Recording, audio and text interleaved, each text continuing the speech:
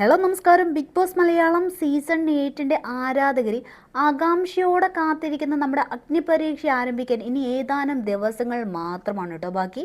ഈ വരുന്ന ഓഗസ്റ്റ് 15 ആരംഭിക്കുന്ന ഈ ഒരു പ്രത്യേക പരിപാടിയോട് കൂടിയാണ് നമ്മുടെ ബിഗ് ബോസ് മലയാളം സീസൺ 8 പുതിയ സീസൺ ആഘോഷങ്ങൾക്ക് ഔദ്യോഗിക തുടക്കം വന്നത് കേട്ടോ.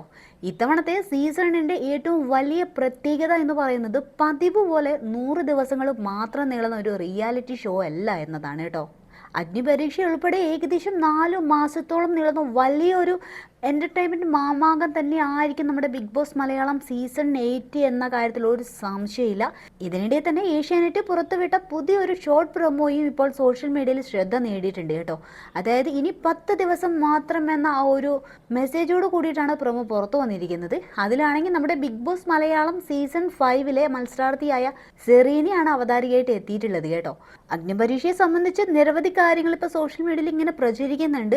അതേപോലെ മത്സരാർത്ഥികൾക്ക് വ്യത്യസ്തവും കടുത്തതുമായ പരീക്ഷകൾ ഒരുക്കിയിട്ടുണ്ടെന്നും അതുപോലെ നമ്മുടെ ജഡ്ജസ്മാർ നേരിട്ട് മത്സരവേദിയിലേക്ക് ഇറങ്ങുമെന്നൊക്കെയാണ് ചർച്ചകൾ ഇപ്പോൾ തകൃതിയായിട്ട് നടന്നുകൊണ്ടിരിക്കുന്നത്.